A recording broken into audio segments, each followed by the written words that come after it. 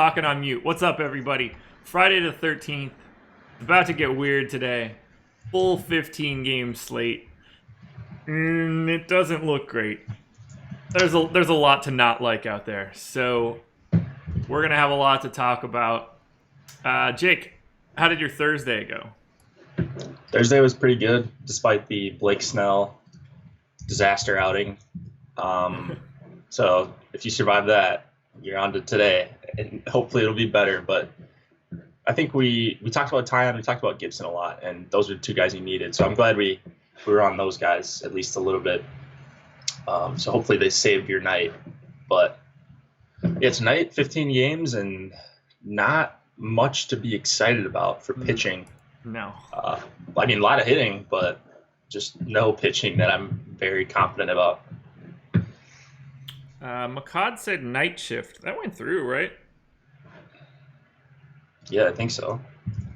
No. It didn't? Mm-mm. Let's see. Not in my podcast app, at least. Let me see. Tracks.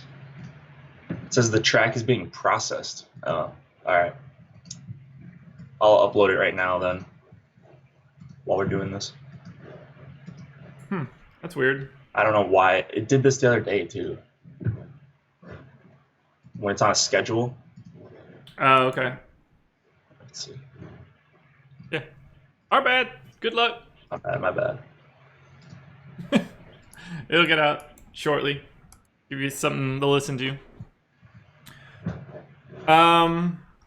In case anyone missed it yesterday, got another home run call because that's all I do is call home runs. 7 in the last 11 picks. You know. Can't help being amazing on it. Shrek, you can tweet me at 5 o'clock in the morning. I just won't know it happened. My shit's on Do Not Disturb from 10 o'clock until 7 o'clock in the morning, so I'll never know. But no one's going to check that shit at 5 in the morning. The only person that's got a chance to be checking that at 5 is me, and it's not going to be happening. I wake up at 6:30. So that's the best shot. Derek, nice work. Beat the boss man. Nice. By a narrow margin. This is going to be the weirdest slate to talk about in like the history of slates. Yeah, I don't love it, but we will see. You ready to dig in? Yeah. Ownership is not out yet. When it is out, we will get to it. Okay. Let me read. No, I already did retweet this. Mentally, I'm just behind. Friday the 13th, man. Who knows what's going to happen? How did the Thunder hold out for you? It was good. Just a quick storm, and then we were pretty good after that. So I felt good about the Twins game playing at least. Yeah, I had a lot of Twins. I didn't avoid that for weather. I'll tell you who I did avoid though. Blake Snell. You did. Yep, he didn't have it. So if you were watching, you knew I watched the first couple innings. Then I turned my TV off because I should have kept watching Kyle Gibson pitch because he was pitching well, but Snell was pretty frustrating. Defense didn't have his back in the first inning. Then through 30 pitches, just didn't have it after that. So it was just one of those nights. Even if he pitched well last night, it probably wouldn't have mattered all that much. Did you see his ownership? 7%. Is that what it was? It would have mattered though because none of the studs had 20. If he could have gotten you more than 20 or somewhere near Tyon, he would have been the guy you needed or one of the guys you could have had with Tyon or Gibson. Yeah, I mean it would have been essential for a win, but ultimately none of that stuff was going to make or break like just pushing a line forward. Not enough exposure for it. Yeah. Once Scherzer was pedestrian, that pulled a lot of like cut line type stuff down.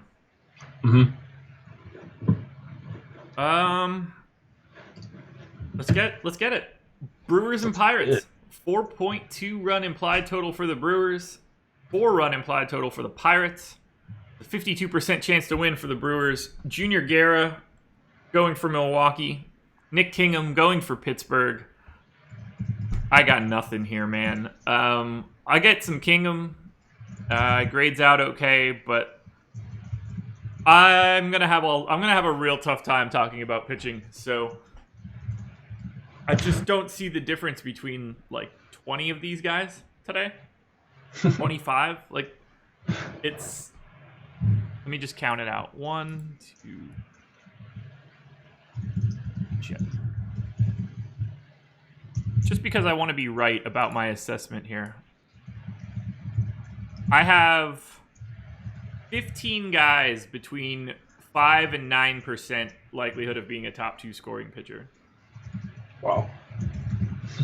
So we've got Keuchel, Bumgarner, Syndergaard, Porcello, and Buehler at the top. Then 15 more guys, and then, guys I don't really care for. So Kingham is in that mass of dudes that I'm perfectly fine with. Junior Guerra also in the mass of guys that I'm perfectly fine with. I got nothing. So talk to me about Kingham, because I think you like him today. Yeah, I don't like the runs he's giving up lately, but he's given up a couple runs in each of his last few starts, which is fine. You'd like him to limit the damage here, and I think he can. And I think the strikeouts are going to be there. Brewers are striking out the 3rd most against righties over the last month. Just mediocre all around outside of the strikeouts. And then Kingham's just shutting down righties, 29% K rate. 311 xFIP, whip under 1. That's really appealing on a slate like this in a decent pitcher's park. Looks like a little bit of wind blowing in. 90 degrees is concerning, and the Brewers' power is concerning, but I don't think we feel great about any pitchers today, and Kingham's one that I feel okay about. So I like the Vegas total, only 4.2 for the Brewers for a young pitcher like Kingham, who's making like his 6th or 7th start of the season. So there's quite a bit to like, I think, for Kingham. Yeah, I got 10% of him on my first crunch. I'm like perfectly acceptable with that. I just don't know how to differentiate some of these guys. I'm hoping that ownership just does all the work for me. Yeah. Because I don't really know what else to do. It's a bit of a mess. All that good pitching yesterday is making today just this mass of like 3rd and 4th starters. Right. Yeah, it's just not great today. You're going to have trouble finding someone you want to lock in. Like if I said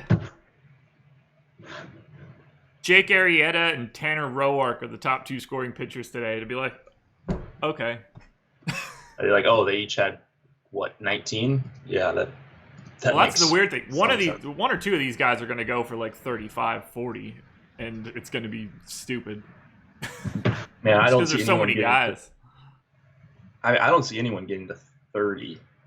Like, I can't imagine any of these guys getting to 30. I'm sure 1 or 2 will probably, but your guess is as good as mine as far as picking them. Ooh, that'll be interesting. Quick. Count if. Let's see how many times of everyone I get higher than, let's say, 35. I think that's a pretty crazy number.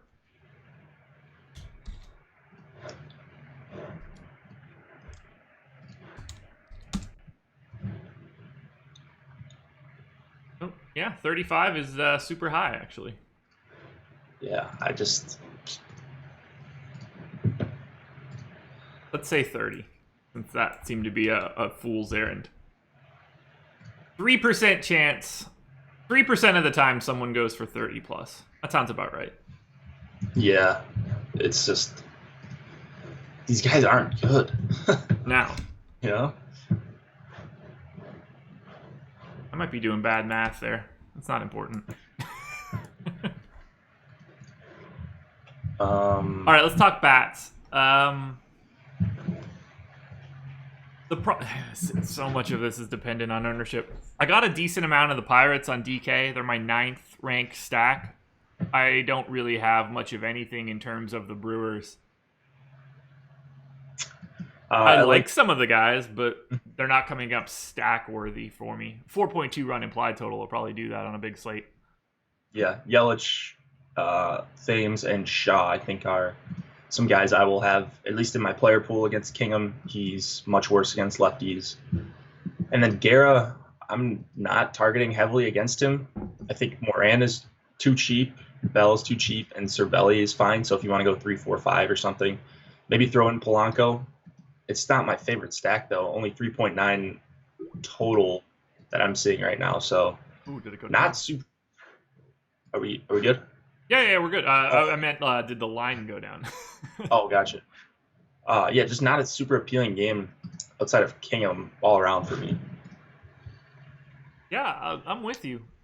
I like Corey Dickerson leading off. Blanco and Moran. Those lefties look nice. I'll get to a decent amount of Pirate stacks, but they won't be a priority. Okay. Shrek, we'll talk about that. Once ownership comes out, and it's out. So we'll address strategy in a second once I see this ownership. Whoops.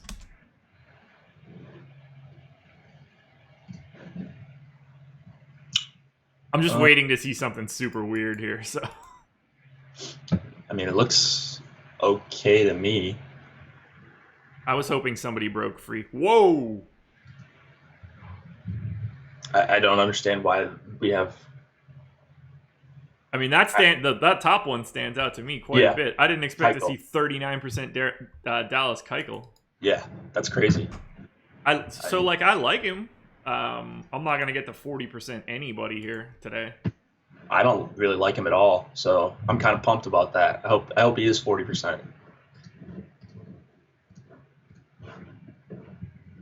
How's Keuchel look for hitting value tonight? What? There was a question in the chat. Oh. Okay, so wow, that is a crazy high amount of Keuchel. Yeah, man, I'm not with that. I have less than half of that, and I thought I had like a really nice amount of Keuchel. 1% Nick Kingham. I see. Appealing. Get different on these slates. I have way more than that of Nick Kingham. So Chokwe and Chen is a budget play. That doesn't surprise me. Clayton Richard, that doesn't surprise me. Tyler Chatwood makes sense to me. Anibal Sanchez is probably a little higher than I would have expected. I mean, everything's kind of breaking the way that I figured, except for the excessive amount of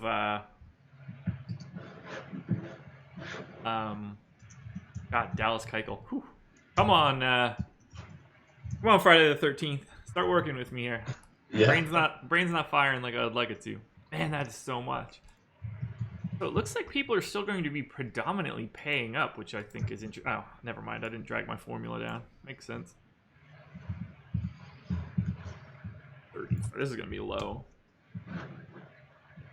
Yeah, so weighted average salary based on ownership is $8,000, which is basically $1,000 cheaper than it's been the past 2 or 3 days.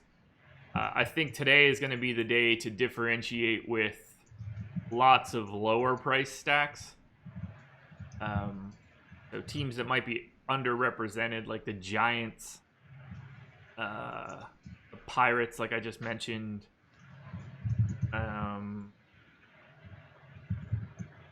It's going to be an interesting day to like just mix and match hitting. Sure. I think it's a good day to pay up for ceiling. So like Bumgarner, Noah Syndergaard, if he's 8%, I'm gonna have a lot more than the field of him. Porcello.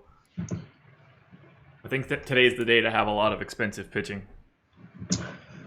I mean, I just wish there was guys that I liked. I don't even know how long Buehler's gonna go. I don't like Bumgarner that much. So it's hard to play guys that I don't like, even if they're gonna be different. Let me see. Is my volume low for everybody else, guys? You sound fine to me. If I'm low for everybody else, let me know. I'll bump that up a little bit. Seems fine on my end. Yeah, this is just like an unappealing game. If Kingham's going to be 1% owned or anywhere in that neighborhood, I definitely like having a little bit more Kingham. Otherwise, this game's kind of just like a no man's land for me. Yeah, this one not all that fun outside of Kingham. All right, let's dive in. Go to the next one. Rangers and Orioles. I've got some stuff I like here. Rangers, 5-run implied total. Orioles, 4.5. It's a 54% chance to win for the Rangers. Cole Hamels going for Texas. Alex Cobb going for Baltimore. Now that I'm yelling. Am I yelling now? Whatever. I don't care enough. Alex Cobb, Cole Hamels. I'm not a big fan of the pitching here. Although Hamels has been... I don't even know what to say what Hamels has been this season. Confusing. Good. Yeah. Definitely confusing. Yeah. So I like the Rangers a lot on FanDuel. I've got 8% aggregate ownership. That's twice the average. Field is there as well at 8%. Got a decent amount of them on DK too. So the Rangers will be a team that I grab a little bit. Orioles looking to be pretty popular today. That's not really a direction I'm going. I mean, I have them, but I'm under the field on both sites. So, any interest in Hamels and Cobb to start? Hamels a little bit, just because he's a guy I know that can strike righties out. And I don't think people will be on him. I didn't see him in the ownership in the first look, so I'm assuming he's not going to be a chalky option for 9K. But he's showing some strikeout upside, swinging strikes, all that good stuff. As much as I have disliked him this year, I think this is a spot where I'll use him because I don't know that he's safe, but I know he has 20-plus point upside, and I can't say that about a lot of other guys. So that's my Cole Hamels love, if you want to call it, for today. And he usually does get around 100 pitches if things are going well. And I also like that.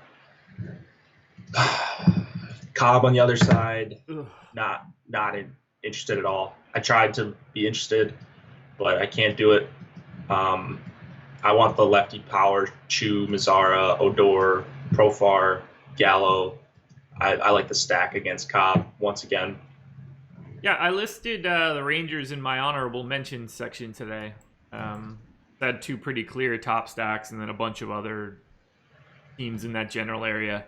So yeah, I like the lefties a bit for the Rangers. Hard not to. 5-run implied total. Not a ton of games with super huge totals, so I like being on the Rangers today. The price point's really good too, and it's Alex Cobb. Yeah, it's Alex Cobb. That's the part I enjoy.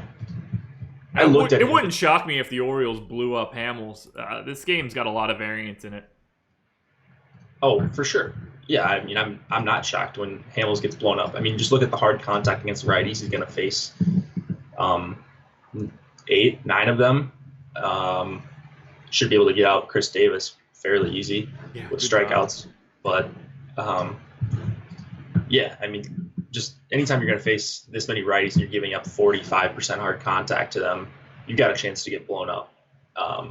It's also got a chance to get 7 or 8 strikeouts, and that's worth it on this slate, I think. Yeah, I've got him in for 6, so it wouldn't take much of a good roll of the dice for him to have a really nice night. 9,000 is pretty pricey though for today. He's not going to get any steam. I won't have him in any sort of volume. Really, the only thing that I'm looking for is a decent amount of Rangers here. Yeah, I love it. Love targeting Cobb. Yeah. We look at any weather for today? I'm not seeing anything that's sticking out to me right now. I usually don't start looking until after the show, unless something's really, really bad. Arizona, Atlanta could be a little wet. Otherwise, it looks like it's going to be fine. Okay. Yeah, it's just an unappealing game and a 15-game set. I'm surprised that the Orioles will be as owned as they are, but they do line up really nicely against Hamels. Problem is, they've been shit against lefties all season, so I don't really know how to hash that out. They've been pretty terrible against both-handedness. So anytime they're going to get ownership, it's usually a fade for me. I'm never too disappointed when I'm fading the worst team in the MLB. I had them so much like a week ago. Now, I don't know what the deal is, but they're not grading out all that great for me. Me either. Besides Machado. He doesn't count. Fairly obvious, yeah. Blue Jays and Red Sox. Now we'll have something to talk about. Jays 3.9 run implied total. Red Sox 5.6. It's a 67% chance to win for the Sox. Ryan Borucki going for Toronto. Rick Porcello going for Boston. Porcello only 7% expected ownership on DK. I'm a little bit higher than that, and I expect to be even higher than where I'm at by the time we get closer to lock. He's a guy that I think has a bit more upside than what his ownership is showing. I'm going to be paying up a little bit more for pitching today. Yep. Porcello is going to get 6 righties here, so right away that looks somewhat appealing. I thought he would be a chalkier option than what he is for 9,800, so at first I didn't have much interest, but he seems somewhat safe. Very, very good against righties. Not as good against lefties, but still okay. He's at home here. Should get run support, judging by the Vegas total. Can't always count on that, but Red Sox are a pretty steady offense. I think they'll be pretty steady against Ryan Borucki. Yeah. I mean, I would think so too. Porcello's just another one of those guys that's okay for me. So nothing bad to say about him. I like Granderson. I like Solarte and Smoke a little bit, but if you wanted to play Porcello, I have no issue with that. I'll probably end up with some of him. Yeah, he's definitely a guy that if 7% is the ownership rate we have at like 6 o'clock tonight, then I'm gonna try to have somewhere in like the 14 to 17 range. Yeah, I think that's pretty fair. I like this spot. Red Sox number 7 stack for me on FanDuel. Numero 3 for me on DK. I'm getting a lot of bets at 6,100. A lot of JD Martinez at 58. Quite a bit of Steve Pearce at first base. Eligibility is so helpful. I'll cycle in other guys like Nunez and Bogarts. I don't get a lot of Benintendi, Moreland, or Holt, but I probably should look a little bit deeper since I don't expect Borucki to go deep into this game. What do you think about the Red Sox bats? So that's the thing. I mean, I wouldn't expect Borucki to go deep either, but he has so far. I think he's gone like 6 and 7 innings multiple times so far. I don't know why that would be. Like, I don't see him having great stuff or anything, but lefties against Boston have had much more success than righties have. I'm not getting to where I'm playing Borucki, but if you just look at like his short sample, 21% strikeout rate against righties, some hard contact, not a ton, 385 xFIP, 333 BABIP. It's not like he's been getting super lucky. I don't know. Like, he doesn't look like the worst pitcher in the world. And I haven't watched him pitch, so I can't say, but maybe he just has pretty decent control. And he's gone 6 and 7 innings his last 3. So that's a little bit worrisome. This offense, though, should be able to touch him up, I would think. Yeah, I would have expected Houston and New York to touch him up, too. Right. Yeah, that's what I'm saying. So I don't know, maybe this guy's just okay or he's deceptive. So I'm a little wary of the super expensive Red Sox stack. I mean, Pierce is a phenomenal play for 4K and dual position eligibility. That's no secret. But and then I like, obviously, JD, Betts, Bogarts to some extent, but I don't think I'm going to be stacking up the lefties, at least. Holt, Moreland, Benintendi. Here's a line from Fangraphs on Borucki before the season started. Sits 87 and 90, throws strikes, and has an above-average changeup. Fringy slider and velocity limit his upside. Could be a back-end changeup control starter, but injury risk. So Yeah, if he can keep the control working, I guess that should be fine. But this is a tough team to try to get like cute with on control. Yeah, exactly. But I mean, if you have a good changeup, you're at least you can survive if you got a good changeup and maybe another good secondary pitch. His fastball obviously not great. High 80s, is that what it said? 87 to 90. Whew. Yeah, that's batting practice for some of these guys, but I hit 87 on a gun once. Oh, I probably couldn't even hit 77. This was 15 years ago, so if I tried to do that now, my arm would fly right off with the ball. Yeah, so I don't normally look at this stuff. I feel like this would be a really interesting time to know who the home plate umpire is. Because if he was extreme one way or the other, I think that could really negatively impact Borucki. If it's an umpire that like is super pitcher friendly, a control guy might be in a little bit better spot. Just something to think about, like in terms of Red Sox bats. But Borucki is not a guy that I'll be going to, no matter what. So these two teams played last night. So that means you should know the umpire rotation. Yeah. For this game pretty early. Yeah. Interesting stuff to think about. I won't look at it now, but somebody remind me later tonight. Yeah. When I'll be on the Jake live and I stream again. with you. Yeah. All right. Moving on. Nats and Mets. Nats 3.5 run implied total. Mets 4.0. It's a 55% chance to win for the Mets. Tanner Roark going for Washington. Noah Syndergaard going for New York. Now we're talking about someone that I find big time. Syndergaard, only 8% projected ownership. I got 20 in my first crunch, and I like that. On a day like today where it's really hard to figure out who else you want, I'm going to pay for the quality. So give me like a bunch of Syndergaard. I love it.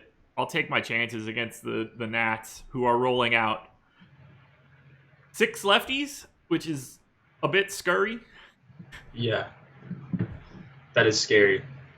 However, I thought he would be chalky for 11K, and I still think he's overpriced, especially with this matchup.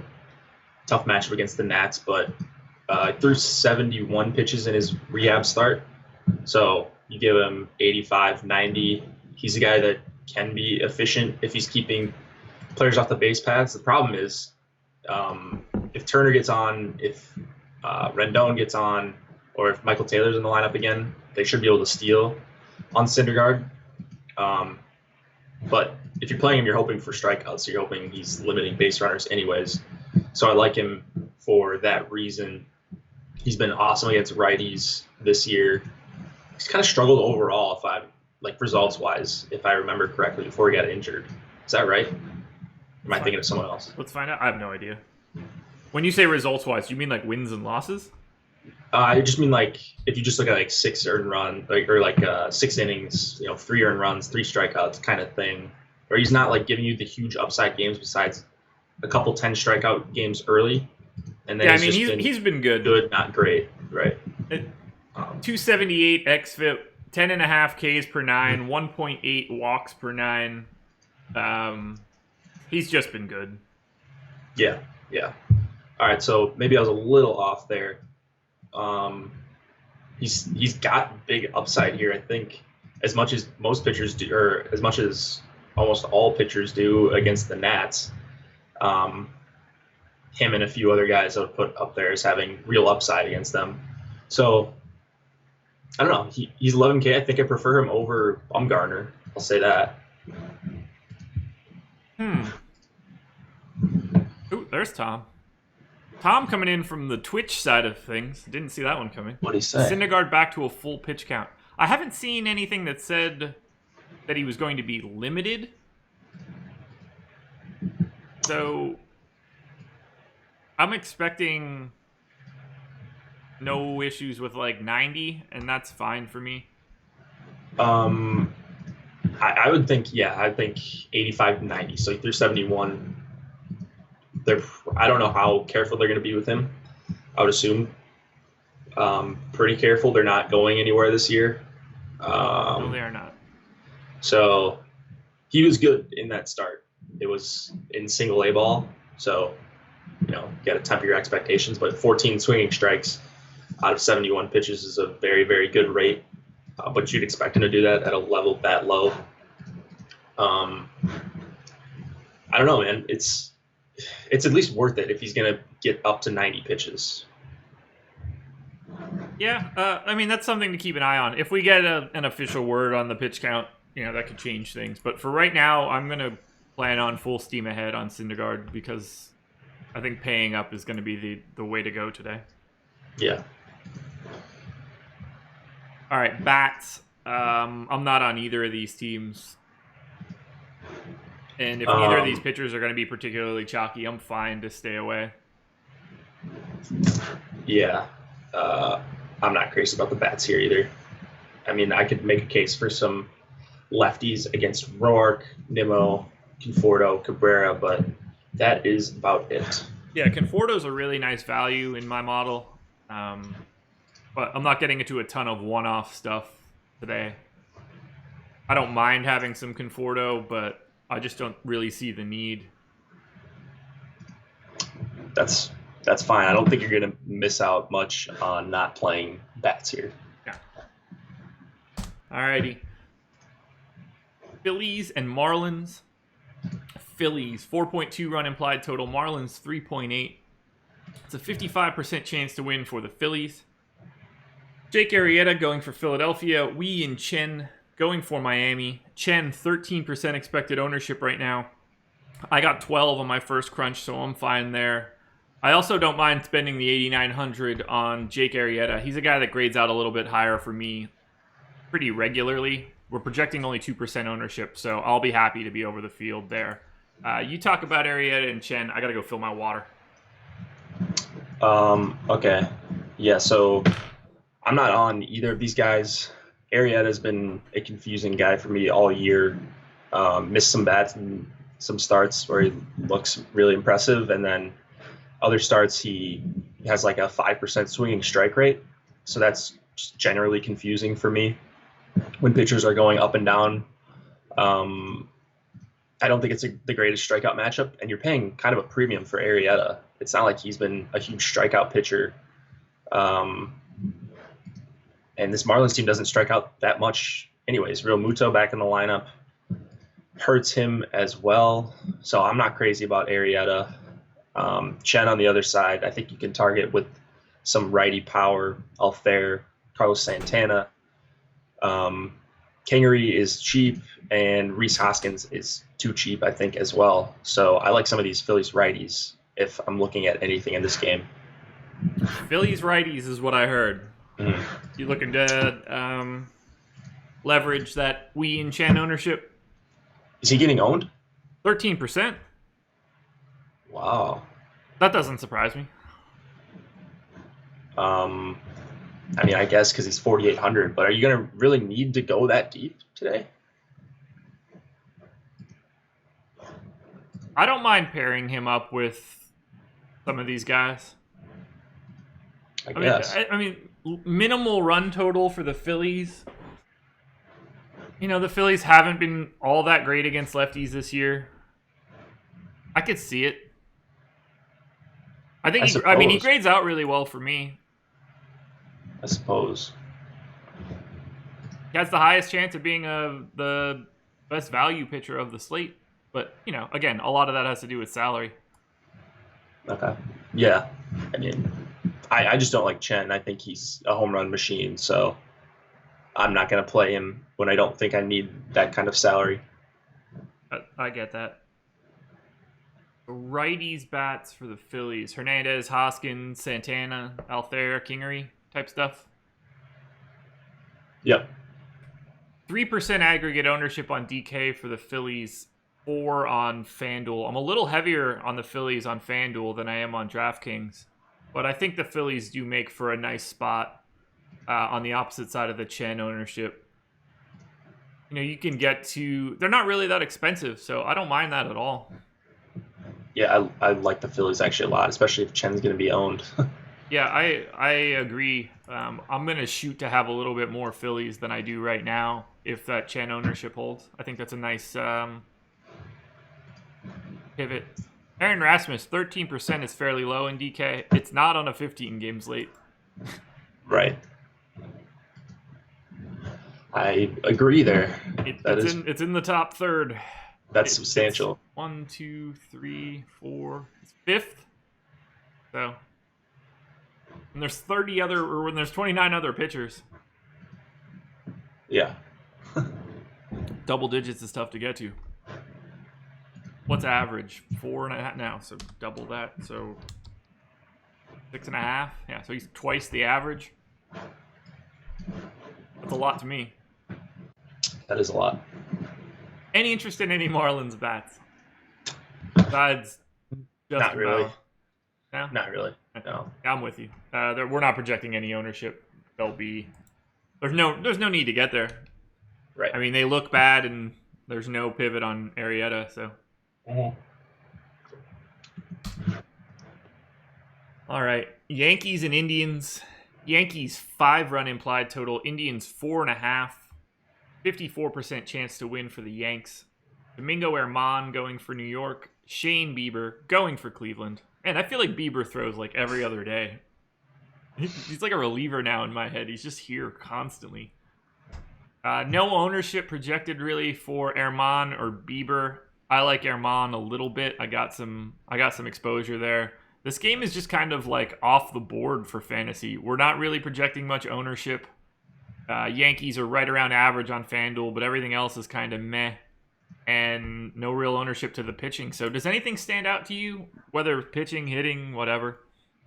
Herman, I think I'm somewhat interested in playing him. He's already done it once against this Indians team, and he's just, I think, a very, very talented arm. So for 7,400 on a slate where I hate pitching, I know this guy is good, and I'll take him in a tough matchup rather than a guy I don't like in an average matchup. So that's the case for Herman. I don't really like Bieber here, kind of jumping off the bandwagon a little bit. Some of these Yankees are super scary. He's giving up a ton of hard contact to both sides, especially lefties. You're not a believer tonight? I'm not a believer. I will be playing some Hicks, even though he's expensive. Judge, Stanton, Greg Bird, even. Gardner's been hitting a lot better. So Giancarlo Stanton's $300 cheaper than Aaron Hicks. Okay. Yeah. Give me some Stanton. Yeah. I like Gardner, like Gregorius. They're pricey, but right. I don't mind that as a pay-up option today. Yeah.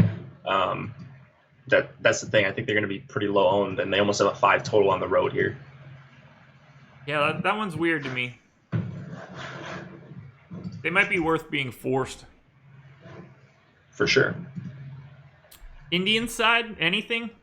I guess if Herman's not going to be owned, it's going to be tough for you to get to any Indians. Just Ramirez and Lindor because they're such good hitters, but they're so expensive, man. Yeah, 59 and 58 is healthy. Yeah. Very, very healthy.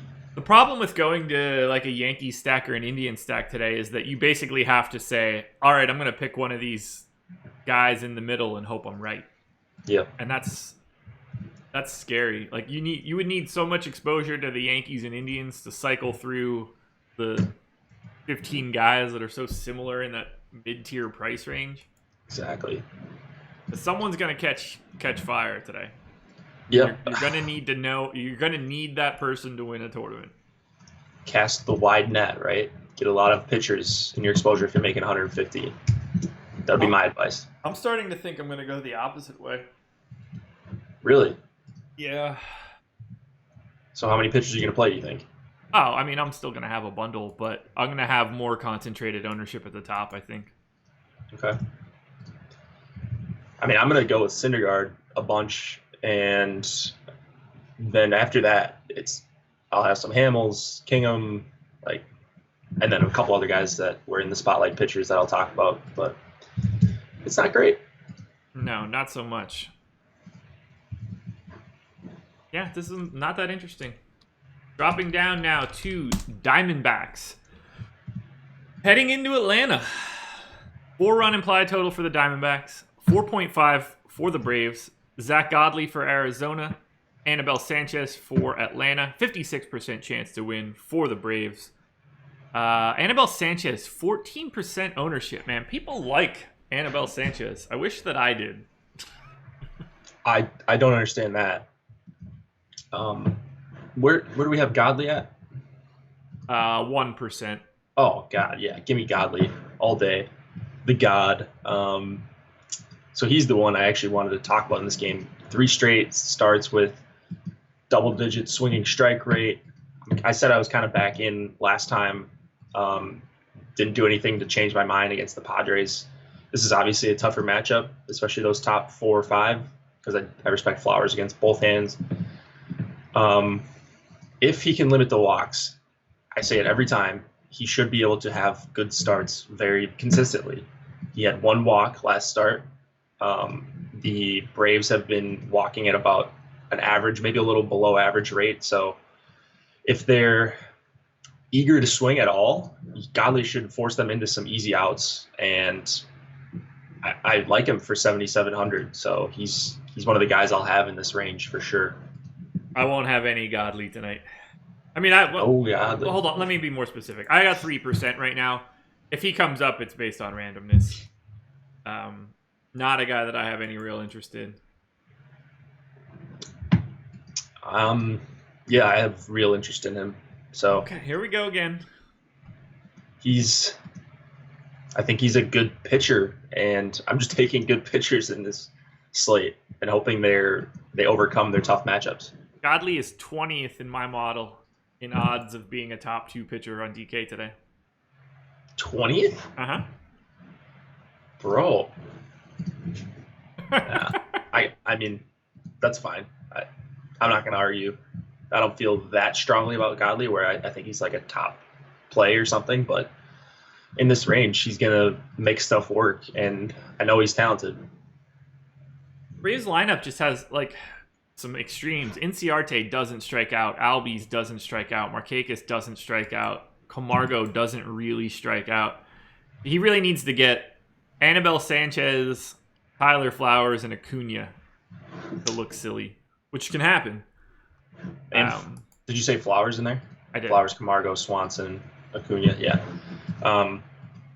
Yeah, there are some strikeouts at the bottom of the order. Can he navigate the top of the order? I don't know. I think he can. If he doesn't, I'm not going to be shocked. And he gives up some hard contact. So you got to know that going in. But he's someone that I think could get to 20 if he's got his best stuff. I would agree with that. There's a path. He's got the sort of profile to be better. I just don't really love the spot. Yeah. It's surprising because it's the Braves. I don't really have any hitting in this game either. So, are you interested in any bats? I guess Diamondbacks bats should at least get a look. They're the type of stack that I think looks interesting, even though I'm not getting to them all that much. If Anibal Sanchez gets 14%, if you could see the problem with the Diamondbacks is they're just not cheap enough. I mean, Goldschmidt's fine and Jake Lamb's fine. But I would like to see like Pollock or Peralta be a little bit cheaper. Yeah, I like the Diamondbacks a lot here. Lamb, Peralta, you said. Goldschmidt under 5K. You don't see that often lately. Pollock for 4,500 I think is underpriced. So I do respect Sanchez, but I think this stack is going to come in super low owned, and I don't think they should be when their lineup looks like it does right now. So I'm on the Diamondbacks. I'm not on Sanchez. Not a ton of hard contact for Anibal this year, and he's actually limited base runners very well. This is just more that I think that Arizona has a lot of good hitters that match up well against him. Yeah, I agree. I don't get the Anibal Sanchez love. Although I did get 10% of him, I don't expect to maintain like a ton of him. I think 10% is about where I would want to be. Because he does grade out oddly okay for me, which I don't like. He's okay. So, did you look at any of his stats for the season? Annabelle? Yeah. Yeah. I don't know if you had him in front of you. Do you know what his BABIP is? I don't have that in front of me. I've got K percentage, hard hit, all that. 232. So he's getting a little lucky. A little bit. But he's also not giving up hard contact. So his BABIP should be low. He's got a very good hard contact rate, under 26% for the season. Okay. So you'd think it would be a little low, but that's really low. Yeah. He's got a 2.72 ERA and a 4.14 xFIP. So might be due for a little bit of regression here. Mm-hmm. I would think so. But he's been like, I don't know. He's been a solid innings eater. For sure. Yeah. I don't know how much that translates to DFS, but we'll see, I guess. I mean, he's had some decent strikeout games, too. He's coming off an 8 strikeout game. Still going to struggle with stolen bases. So right now I'm looking to see if anyone has been stealing on the Diamondbacks. Jay has a little bit this year. I know Pollock can. So I like Pollock a ton for 4,500. Kettle Marte, does he steal? Man, I can't get any of these guys straight right now. Not really. He's got 2 on the year. But Pollock and Jay are guys that get an extra bump from me.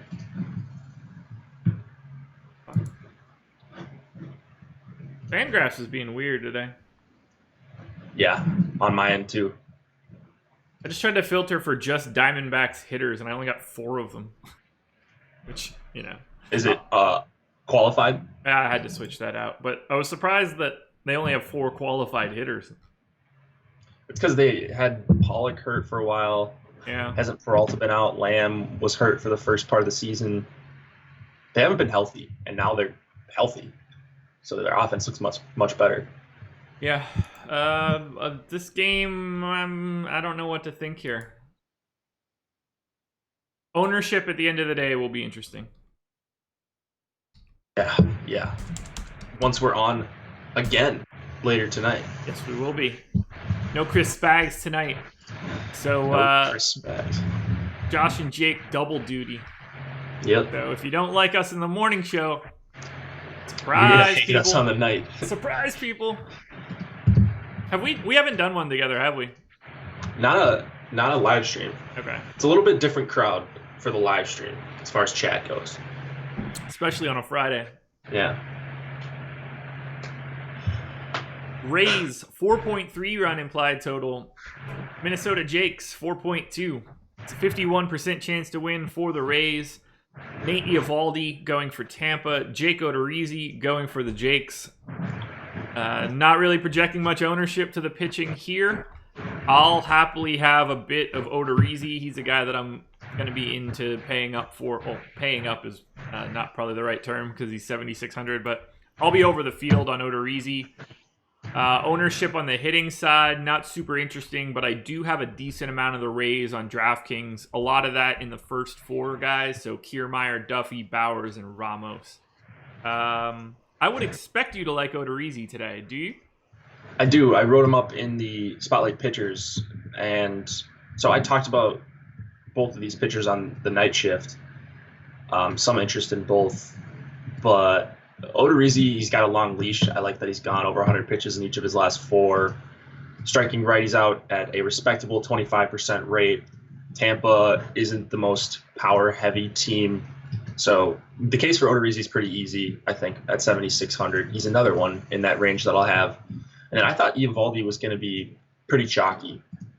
Coming off 3 really impressive starts for me, especially the 1-3 ago against the Nationals and then his last start against the Mets. Struck out 9 in both of those.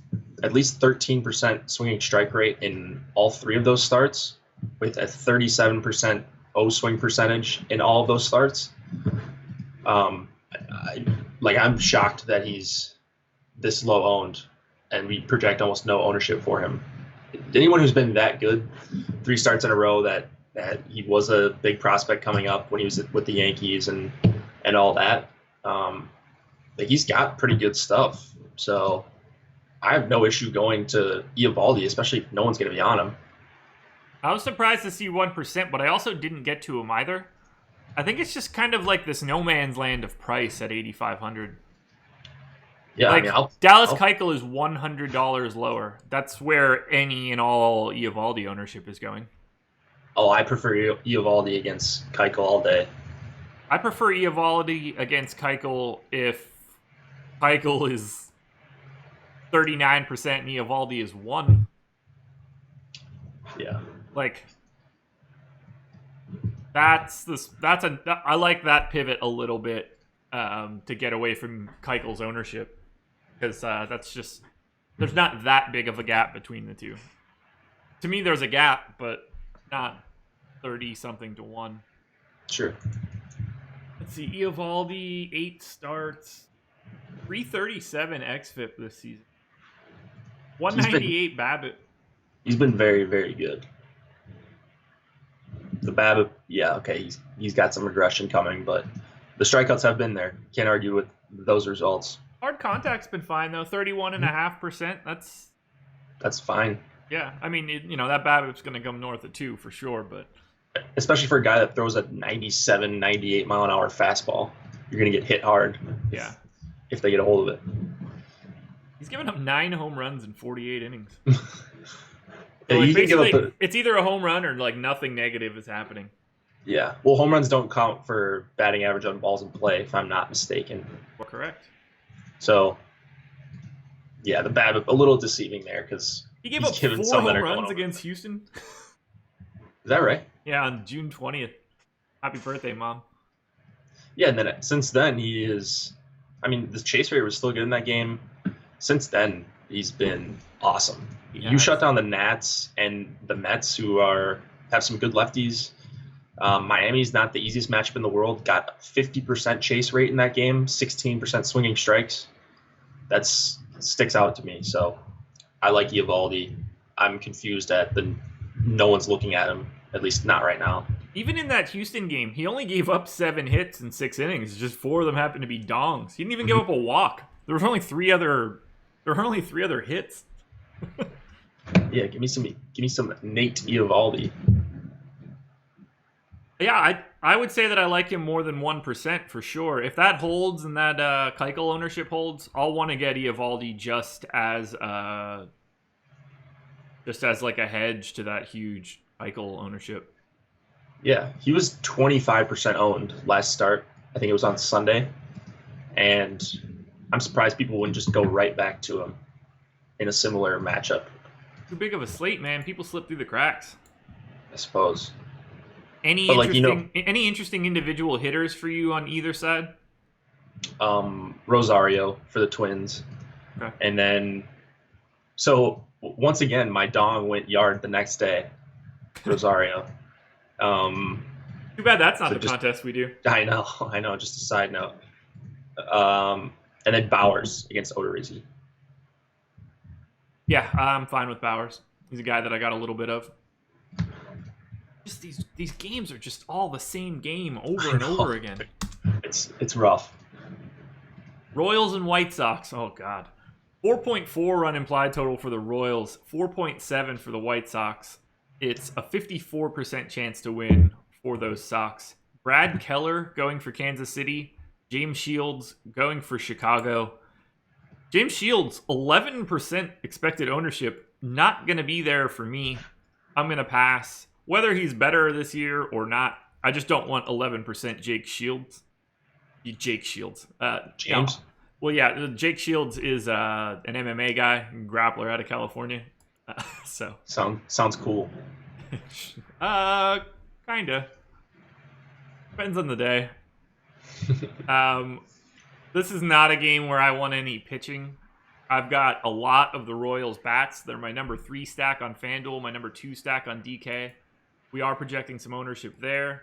White Sox getting some love from the public as well. I'm a little under the field, but I'll still have them. They're 11th and 13th for me. So this game is all hitting.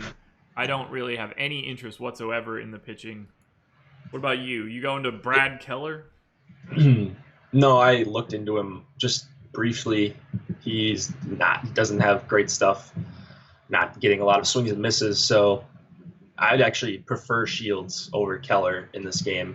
But if Shields is going to be like a trendy SP2, I'll probably back off of that a little bit. That's a hard pass for me. Yeah. I mean, he can do it from start to start, but I don't want to rely on him at 11% ownership. So I'll play Moustakas. I'll play some Salvador Perez. On the other side, I like this White Sox stack, so I'm kind of bummed that people are on it, or at least we expect people to be on it. My boy Palka. I love Moncada for 4,300 against Keller. I like Matt Davidson for 3,800. Just a cheap stack that you can fit in. Did I mention Abreu? You can fit this stack in super, super easily. And that top end of the White Sox lineup is pretty tough. Yeah, I'm not getting to where the field is, but I definitely like Moncada, Palka, and Abreu almost always, especially at that price. And Yolmer's a pretty good hitter. Like, he's underrated. It's not enough pop for me. I didn't really get a lot of him. I got more Omar Narvaez, which is kind of disgusting, but 2,900 for a catcher. There are worse options. I think Narvaez is fine. I don't mind him. 117 WRC plus against righties this year. For a catcher for 2,900. Yeah. Everything else he profiled, he's just no power whatsoever. Right. You got to get guys on base for him. Yeah. That's not really like the strong suit of the White Sox either. I'm going to have so much Royals tonight. Good God. I'm going through that process in my head, and I'm not really happy about it. Stacking up against James Shields. It's been a bad idea this year. Yeah, let me look at his lines again. It's been a while since I've taken a peek. 509 xFIP. Right. You look at the season numbers and you're like, wow, this guy sucks. But he gave up 8 earned in his last start. Mm-hmm. So he's had 2 of those starts, I think, out of whatever. He's had 3. 17, 18. Houston, he gave up 7 runs to Houston, then 8 runs to Houston, and then he got bombed against Minnesota as well. Okay, so yeah, Houston and Houston twice. Okay. So 2 teams have got to him.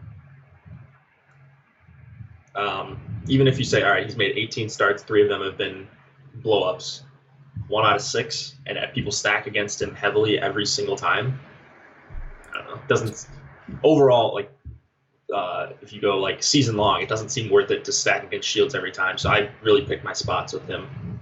254 BABIP, 509 xFIP, 6.5 Ks per 9, walking 3.5 guys per 9.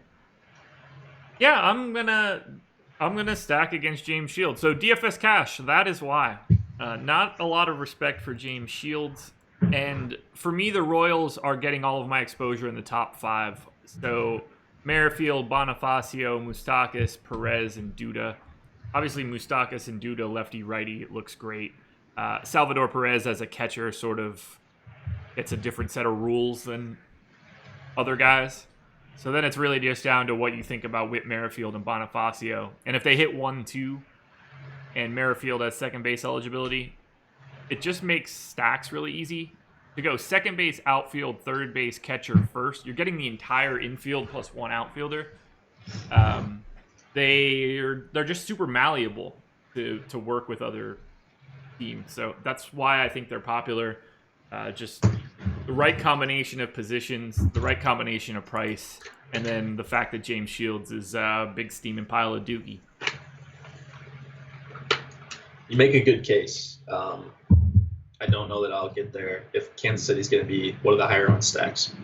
Yeah, let me double check that because they're at 8% aggregate, so they are second chalkiest stack of the day. Kansas City Royals. I mean, I think I'd rather go with the team that we're talking about next, actually, over them. But I think it's next. I'm assuming. Tigers, Astros? Yeah. Tigers? Yeah. I mean, if Keuchel's 39%, I get it. This should be fun. Tigers, 3.3 run implied total. Astros, 5.2. It's a 70% chance to win for the Astros. Mike Fiers going for Detroit. Dallas Keuchel going for Houston. Keuchel, 39% owned. It's the chalk pitcher of the day, which, man, I did not see coming. I like Keuchel. He grades out really well for me, but he doesn't grade out as 40% of... He doesn't grade out as 20% of all of the pitcher ownership for me today. That's kind of insane. Love the Astros bats. They're 9th for me on FanDuel, 5th on DK. It's hard not to want to have the Astros with a 5.2 run implied total. They're not even like crazy chalk. They're just like double the field chalk. Go ahead. Go for it. Tigers. Yeah, okay, so, I'm just going to go Astros quick. They're an awesome stack against Fires. I love the top 6. I don't know if Tucker's done much so far. I haven't looked into his batted ball profile, but I will do that before the show tonight to see if I want to play him. But love the top 6 for the Astros. That's fairly obvious. One of my favorite stacks of the night, and they're not even going to be that highly owned. We've got them less owned as a whole than Kansas City, which is super appealing. And then Keuchel on the other side, I don't understand the chalk here. I'm with you. I don't understand much ownership at all for him. So he's not even striking out righties he's at 17% flat for the year. That's not appealing. Okay, you look at the Tigers. Yeah, they're bad. But against lefties, they're actually not bad at all. They're actually very good. Under 20% K rate, 108 WRC plus, 162 ISO is average, but they get on base at a 333 clip. Like, these are all well above average numbers for the Tigers against lefties. And then you look at some of their hitters. You've got Castellanos, we know crushes lefties. Goodrum, 157 WRC plus. Hicks, 163 WRC plus. Candelario, 131 WRC plus. Even Jose Iglesias is hitting lefties pretty well. Like, there are some hitters that really mash lefties well. And I think Matuk can even hit lefties well. They're cheap. Keuchel is going to let them put the ball in play. Like, they could end up with a bunch of groundouts, but I'm going to play them at no ownership as a leverage play for sure. I like the Tigers. I liked them before I saw Keuchel's ownership. So I talked with them on a night shift that didn't publish until 20 minutes ago. Yeah. Lorenza, Tigers do not struggle against lefties. 113 weighted runs created plus this season. They're awesome. Yeah, you're just opposite. Might have a filter wrong on whatever you're looking at, but they've been good against lefties. Now, let's keep in mind, that is definitely buoyed by whatever Miguel Cabrera did.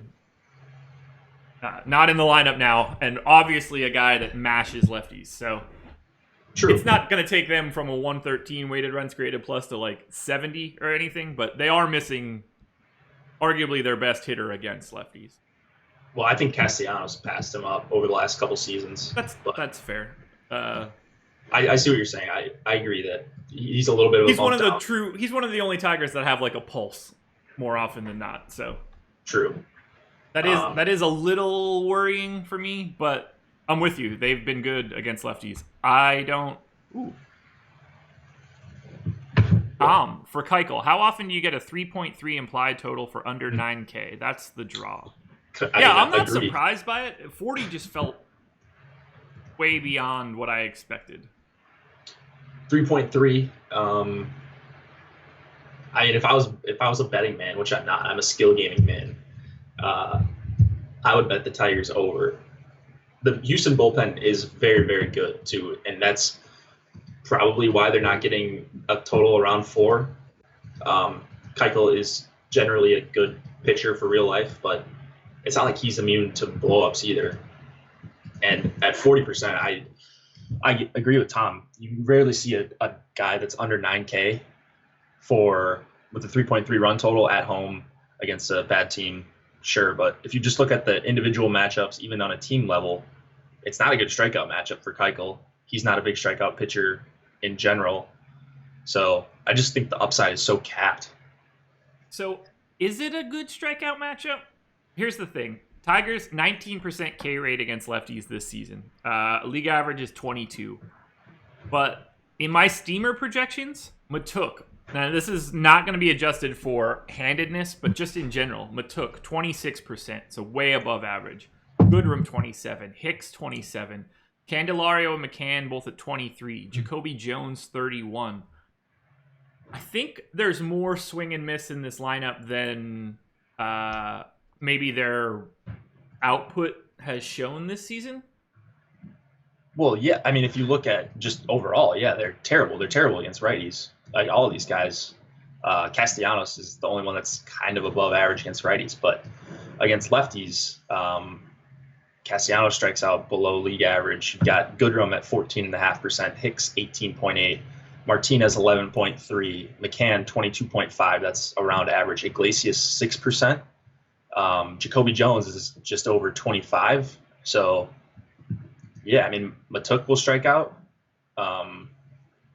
Candelario will strike out, but these guys still have power too. I'm not on Keuchel.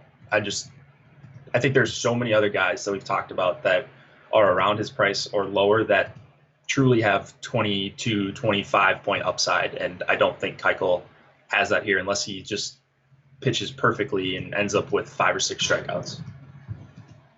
Yeah, I think it's a really nice spot to be under the field if they continue to be around that 30 to 35 to 40-ish range. Again, I really like Nick Kingham if Keuchel's going to be that owned at $500 cheaper.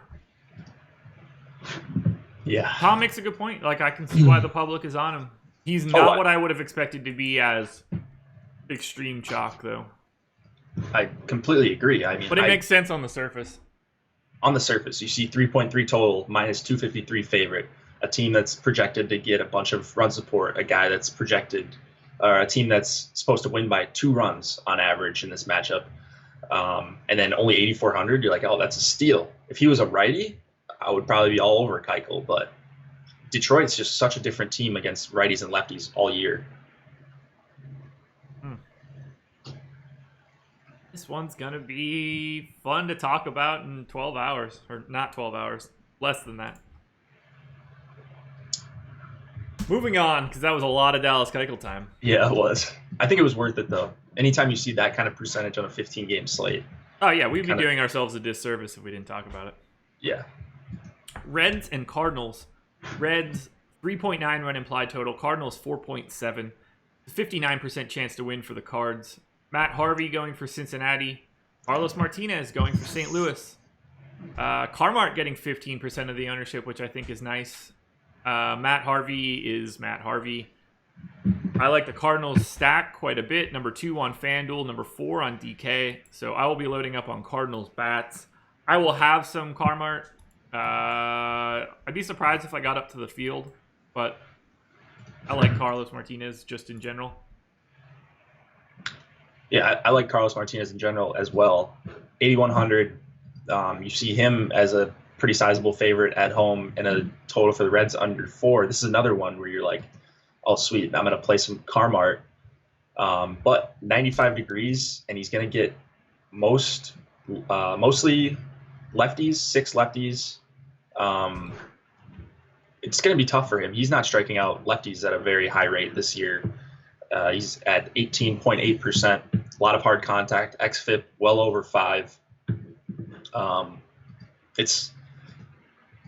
Reds are kind of the perfect team to face against Carmart. So I'm not crazy about him either. Although I do prefer him over Keuchel, especially considering the ownerships. Okay, I see what you're saying there. Where do I have them? I have Carmart at 14-1. I've got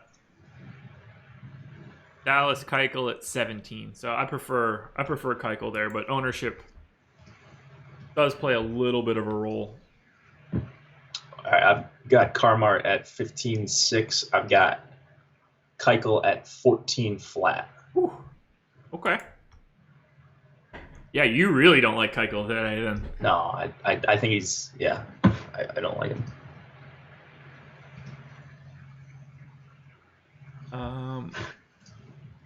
Yeah. So Jeffrey Lanier, they scored 14 runs 3 days ago. They scored 8 2 days before that, 11 before that, 8. So, pretty regularly is all. Who's that? Houston? St. Louis. They scored 0 against Rhode Island, didn't they? They did.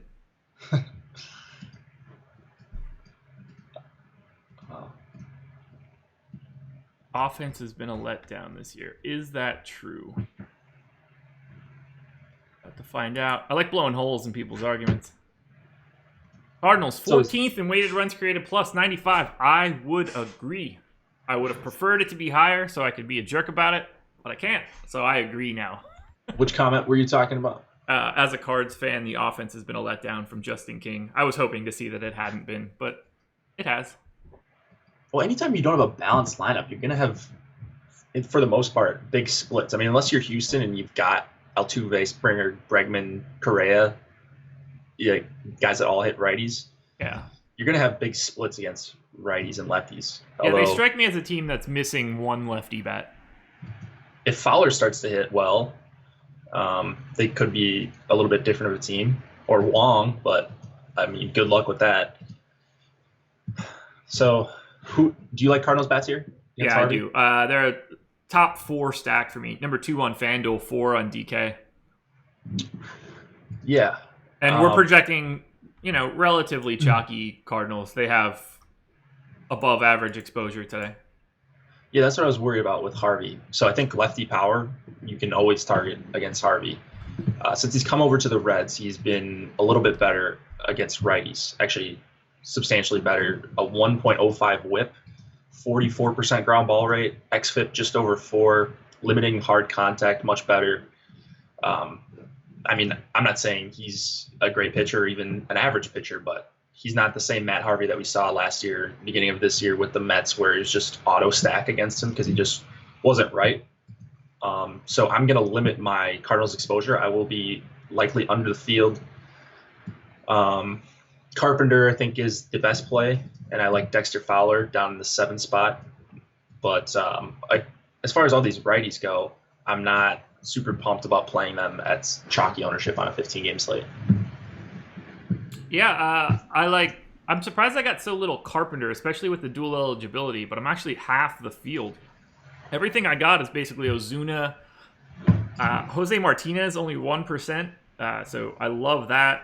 And then Tommy Pham. I get a little bit of Molina and DeJong as well. Let's see. Harvey this year, 448 xFIP. Not missing any bats. Having some trouble with the long ball. Yeah.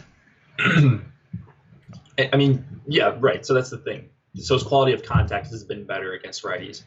He's still striking about 18% with the Reds. So they're going to put the ball in play for the most part. It's 95 degrees. There's certainly, I'm not saying the Cardinals are a bad stack at all. No. Like, this isn't like the Keuchel thing where I don't think he's a good play. I think the Cardinals are a good play. I think they're going to be a little bit overowned for how good of a play they actually are. That makes sense. Especially on a 15-gamer. Yeah. Yes, Matthew, Godley tonight. I'm on him.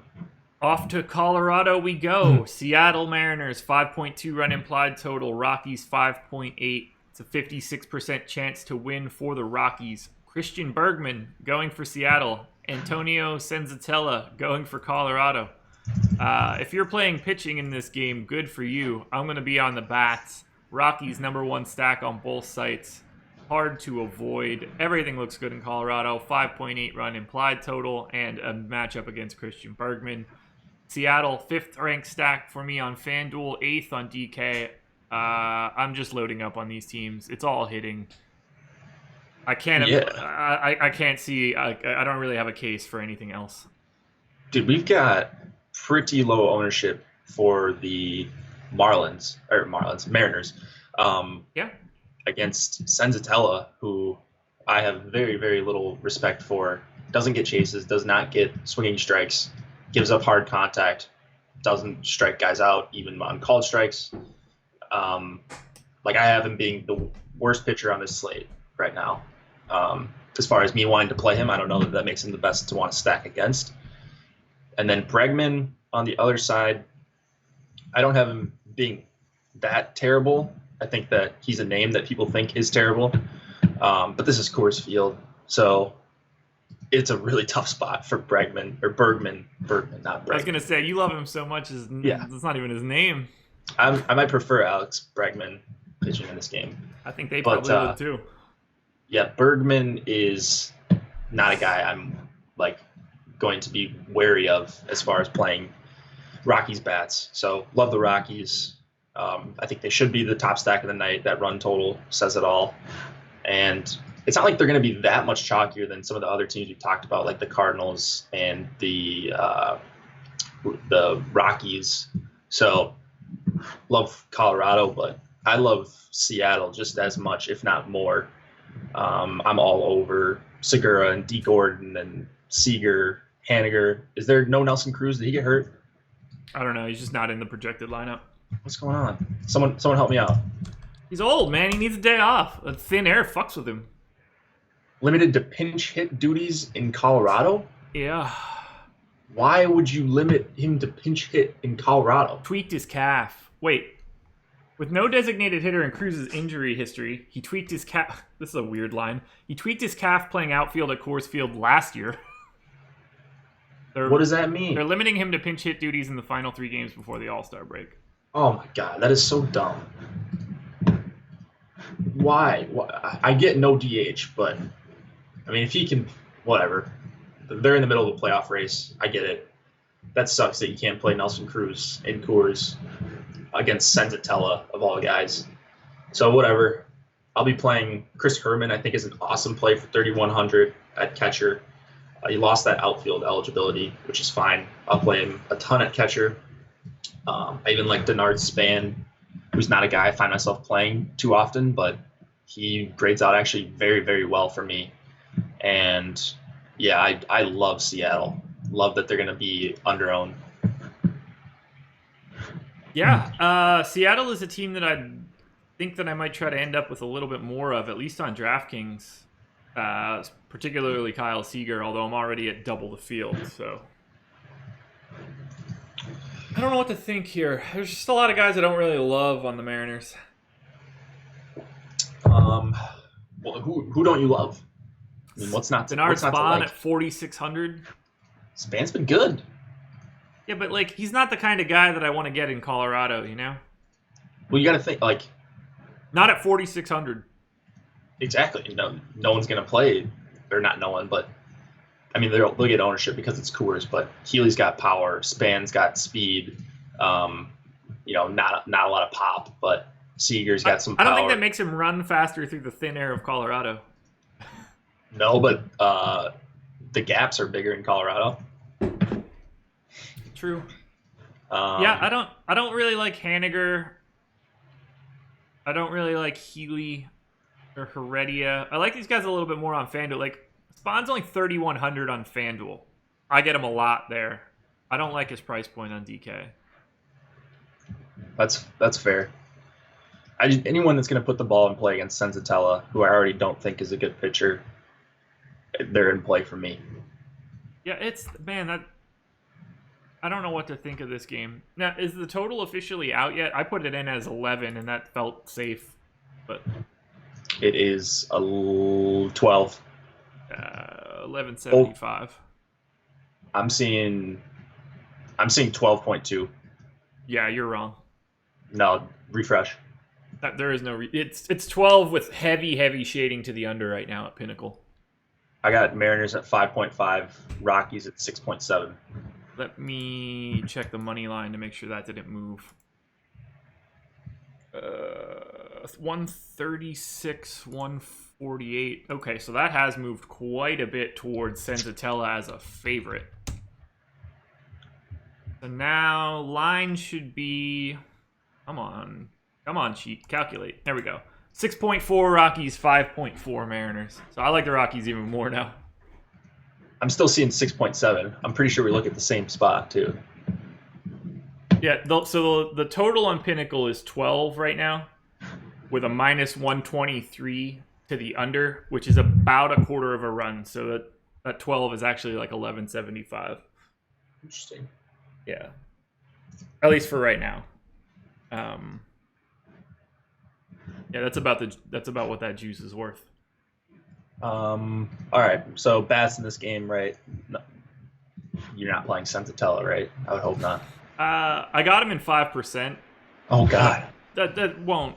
That's just randomness. Over 150 lines. It's not like I like him or anything. He grades out really poorly. All right. Yeah. I mean, it's just bats. Look. If you want to take all of the bats here, I get it. Rockies are going to be hella chalk on DK. They also should be. 6.5 run implied total is a lot, especially against someone named Christian Bergman, who may just be like one of those auto-generated dudes from 8 years into the future. Yeah. Oh my God, so many more games to go. We got 3 more, right? Yeah, that's a lot. Angels and Dodgers. Angels 3.6 run implied total. Dodgers 4.4. 59% chance to win for the Dodgers. Felix Pena going for the Angels. Walker Buehler going for the Dodgers. I like Pena a lot. Only 5% expected ownership. He is a guy that I have 13% of. Unless you guys are going to tell me that there's like some weird reason I shouldn't have a lot of Pena, I'm going to have a lot of Pena. And then Walker Buehler, I like him always. Barring any pitch count type stuff, I'd like to have some Walker Buehler. He's a guy that I want to pay up for on a day like today.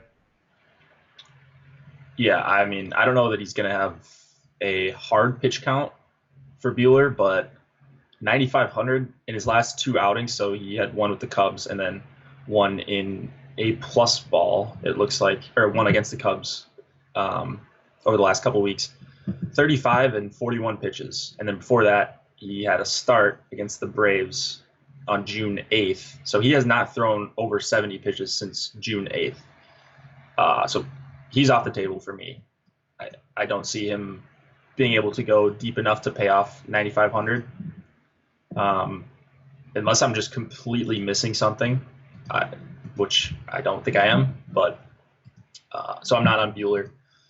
Pena, he's a guy who's got what looks like a really nasty slider, getting a ton of swings and misses, and that can be very, very good to righties. The problem is he's going to get a lot of lefties and a lot of lefty power, and that makes you want to stack up the Dodgers. Our boy Muncy at the top of my list, Bellinger, Jock Peterson, Grandal. I love the Dodgers stack, actually. I think Pena is going to be good. And when he gets righty-heavy lineups, I'll play him a ton, but not against the Dodgers on the road here. I'm in love with this Dodgers stack. Yeah, I got a lot of Jock and a lot of Bellinger, and that's about it. Only 3% ownership on the Dodgers, so... Ooh, speaking of the Dodgers, did I get a Dodgers home run last night? Did they go yard by any chance? Or did they even play? They did play, right? Or wait. Yeah. Yeah, because I picked Muncy for my homer. Yeah, so he'll probably go yard today then, right? Yeah, so double dong today for Muncy. Still need Oakland and the Dodgers for my last 2. Running out of time. When does it end? All-Star break? Yeah, Sunday. Okay. So you'll be on the Dodgers stack then? I won't, really. Oh, I mean, I will on FanDuel. They're 8th for me. Need to get some DK in there. Yeah, I don't really see it. I'm certainly not liking Muncy at 5,100, but that should come as no surprise to anyone who has listened to this in the past month. Yeah, Dodgers are a top 5 stack for sure, maybe top 3 for me. Pena against lefties has not been as shut down. Yeah, I'm not with you on that one. Just Peterson and Bellinger. Otherwise, I'm good. All right, then. Cubs and Padres. Cubs 4.3 run implied total. Padres 3.8. 55% chance to win for the Cubs. Tyler Chatwood going for Chicago. Clayton Richard going for San Diego. Both pitchers projected to get double-digit ownership. Thank you, Petco. Chatwood at 11%, Richard at 13%. Very little ownership to these guys on FanDuel. Not a place where I'm looking to get bats. We're projecting almost no ownership here.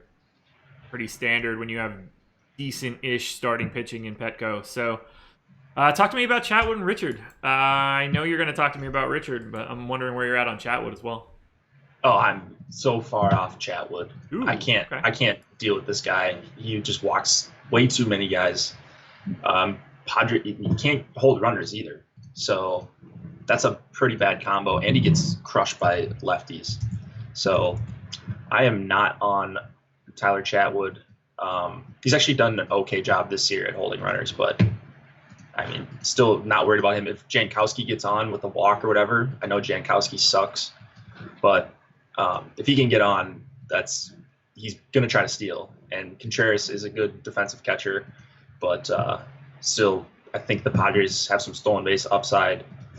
I don't mind Galvis for 2,800 as a punt if you need it. But I wish I could full stack the Padres. I just don't think they're that kind of team where I want to deploy a full stack, even against Chatwood. Richard on the other side, I mean, I'd rather play him and save the 3,000 off of Keuchel. He's in a better park, and he's been pretty good at home. 326 xFIP, 60% ground ball rate, and a lower whip, higher K rate at home. He's made like 5 or 6 straight road starts, which is kind of crazy. And so his game logs look really bad if you look at that. But the Cubs have been awful against lefties outside of Wrigley, 25% K rate. And their power goes away, 72 WRC plus. I don't know, it just seems like it adds up for Richard to have a pretty decent start here. Yeah, I like him. I was surprised to see 13%, but 5,600 in Petco, relatively low implied total for the Cubs. I get it. I'll have some. I'll have both guys. Okay. It's always so hard to get to bats in Petco. I think there are 2 that I like against Richard, even though I really do want to play him. And Chris Bryant and Wilson Contreras, no surprise. Bryant did you see the bomb he hit in his first game back in San Francisco? I didn't. Yeah, just dead center. Like, I don't know who it was, trying to throw up and away or up and over the plate. And then it went up and away. Oh, my God. Like, just so quick. He's got such quick hands. Kind of crazy. Final game. A's and Giants. A's 3.3 run implied total. Giants 4.2. 60% chance to win for the Giants. Edwin Jackson going for Oakland. Edwin Jackson made his major league debut the year that I graduated high school. For reference, that was not recently. Madison Bumgarner going for the Giants. Matty Bum Bums, 20% expected ownership. I'm right there with 21. I'll probably go higher than that as we get closer to lock. Edwin Jackson, I was a really big fan of in like 2008. So if Chris Baggs were going to be on live stream tonight, he would probably be touting Edwin Jackson. Today does not feel like a day to have Edwin Jackson, however. I like the Giants stack a lot. 6th on both sites. I have double the field. They are a team that is not getting any ownership. I am happily going to be on the other side of Edwin Jackson. What about you? Yeah, I'm not on Jackson. Nice story or whatever. Come up and thrown a couple of good games, but not going to fall for it here for 6,100. I love Brandon Belt. So I don't know that I can get to a full Giant stack, but if you just look at their WRC pluses against righties this year, they actually look like a really solid team. So maybe I need to rethink that. But so Belt is the guy I love. And then, I don't know. I mean, you could talk me into Crawford and Alan Hansen. I'd like to see Hansen lead off. Do you know much about this guy, Steven Duggar? Just that he was part of that family that had like 27 kids. Yeah, the Duggars. I don't know anything about him. Quite the interesting family. Yeah. So, yeah, Belt is just the one guy I wanted to mention. Bumgarner looks a little bit better to me lately. Throwing more first pitch strikes and getting swinging strikes. So I'm a little more likely to play Bumgarner tonight than I was even like last night. But I don't know. I mean, at 20%, it's just kind of a whatever play for me. Yeah, I actually want to be above the field here, I think. Shrek, where was I when Bartolo Colon debuted? That was 1997, so I was in the summer heading into 7th grade. Wow. Yeah. I didn't even exist, I don't think. 1997? Oh, okay, I existed. Oh, God. Yeah. That was the same time as the Monica Lewinsky thing. Yeah. Bartolo Colon was skinny then. Yeah. I had Good-looking dude. I had glasses. I parted my hair down the middle. It was atrocious. We should bring that back. I shouldn't at all. Those images only exist on the wall of my parents' home. A's bats, not really what I'm looking for to hedge against Bumgarner's ownership, especially in San Francisco. Let me look at the weather. 14 straight out, 65%, or 65 degrees. I'm not seeing it's always good weather. It's always good weather for pitching there. Yeah. I'm all over Bumgarner. Sorry, Edwin Jackson, but you haven't been good in quite a long time. And unless you're allowed to use the stats from, I don't know, 2014, 2013, not going to be the day today. I will say Mark Canha has been smoking lefties this year, and he's 3,200. So that's like my deep 1% guy that I will have some exposure to for Oakland. That's a take you're not going to get anywhere else, folks. Not a lot of Mark Canha champions on a 15-game slate. Dude, 3,200. He's got a 290 ISO against lefties this year. Jeez. What's going on? I don't even want to see this when I do it. Okay. 40% hard hit rate almost. 93 plate appearances. Yeah, that's fine. I mean, maybe he's made some adjustments. Who knows? All right, let's look at some crunches. Shout out to Dave, Fantasy Cruncher. Flipped me over to beta yesterday. Appreciate it, Dave. Where's mine, Dave?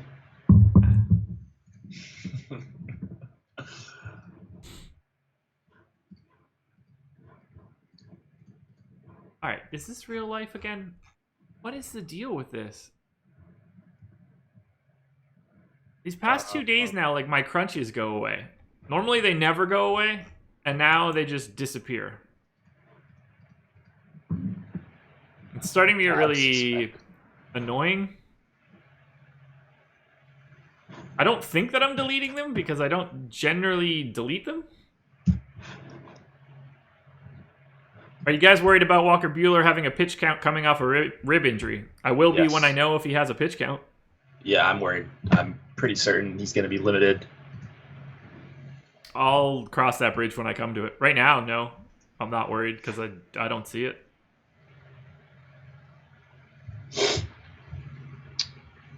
All right, so here's what we're going to do. I'm going to run another 100 lines here. And we could take a peek at everything that I have already in my sheet. It's not the cleanest look, but we'll be fine. So give me 2 pitchers. Let's do Keuchel. I want to see what all the fuss is about with him. Keuchel and someone. Okay, so how do I want to do this? Let's just filter right here for Keuchel. Yeah, let's just see. Let's see. Yeah, by the time we're done looking at just Keuchel quickly, we'll be able to take a look at it in Cruncher. So I'm seeing a lot of Royals, a lot of Colorado, but you're getting the idea of what pitchers are going to go with Keuchel. Chatwood, Richards, Sanchez, Pena, Herman, Godley. Like, it's basically just a Keuchel rotation. Yep. So I'm seeing some Rocky stacks in there. I'm seeing some Mariners. I'm going to be heavy on Coors Field tonight. I'm almost certain, especially the Mariners side. I want to see who's on this side when I have Keuchel as 2. Okay, so I got a lot of Keuchel, Syndergaard, Keuchel, Bumgarner, Keuchel, Buehler. Keuchel, Syndergaard is going to be a line that I like a bit if Syndergaard is only 8%.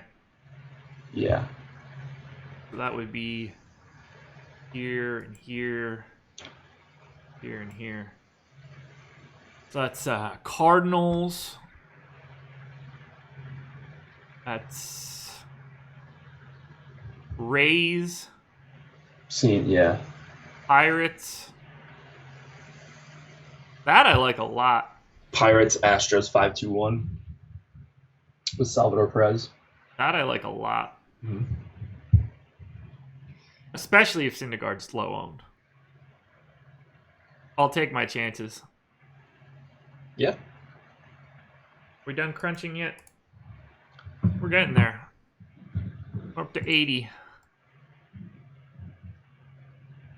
All right, give me 2 pitchers now for real. Let's do Bumgarner and Richard. Okay.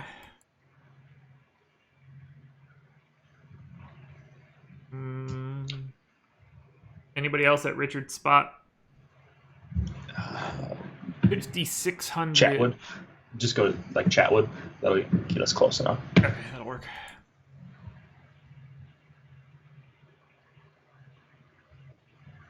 Wow. That should be doing what it's doing.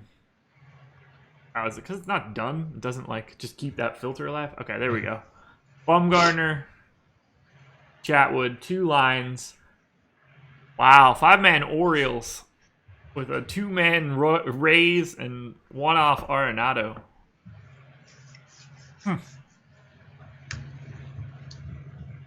Looks good. Not sure I love that. It's fine to me. I don't like the Orioles stack that much against Hamels, but you can get one that's similarly priced. Like the White Sox. I like that. Yeah. You like the White Sox tonight a lot, right? Yeah, I do. I think they're a pretty decent stack that'll be underowned. Let's see. There's a Bumgarner Sanchez White Sox 5-man stack. I can go right to 5-man stacks now. So you could go, like. I like that lineup. You put Godley in there. Yeah, you could put Godley in there or someone else, and maybe. I mean, I love all the White Sox parts of that stack for sure. You could get even Matt Davidson in instead of Yolmer Sanchez, looking for a little more power. There's your line with Godley. Bumgarner, Godley, White Sox stack. Trevor Story 1 off, which probably not a direction I would want to go, but I like it. I don't like 1-offing guys that are going to have a lot of ownership. I agree. In general, I think I like getting lower owned 1-offs like Max Muncy, the GOAT. Keuchel is clearly Snell tonight. Now, I completely disagree. Keuchel's actually good tonight. Oh, God. Right? I'm allowed to do that, right? Snell is... man. Snell is very, very good. I just want to tout myself. I had no Severino, no Snell, no James Paxton yesterday. All 3 of those things went very, very well.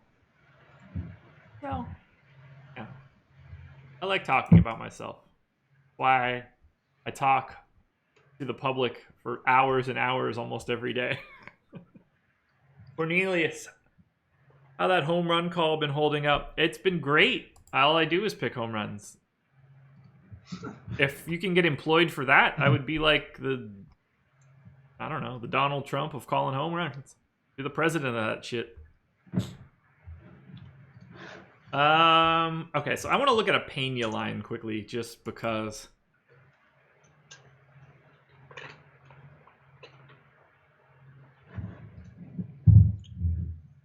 Pena. Ooh, no Pena, Anibal Sanchez for me. Okay. Pena, Porcello. 5-man Orioles will be unique. Gaddis, Altuve, Blackman. Sure. All right, this is what I want. I would happily take Pena, Clayton, Richard. 5-man Red Sox stack. Gallo and Beltre with a 1-off Buster Posey. I like that lineup a lot. Me too. Alrighty. We have been going long enough. Yeah.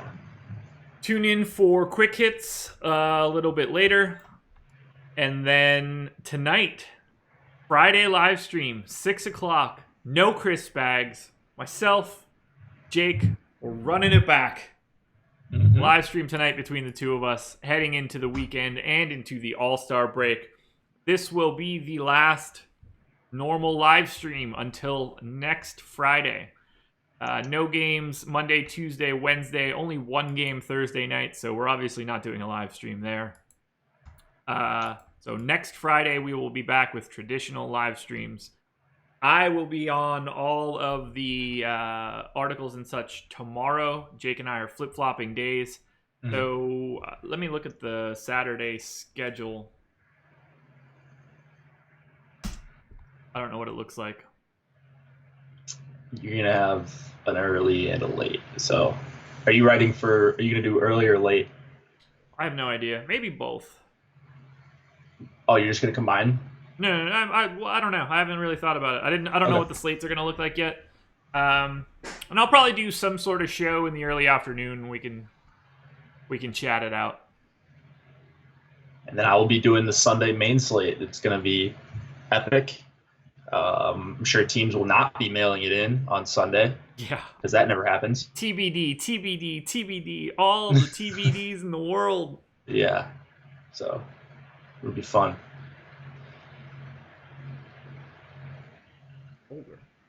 Anyway, that's it, everybody. Adios. Come see us in a couple hours when we're back for the live streams, and we will talk to you later.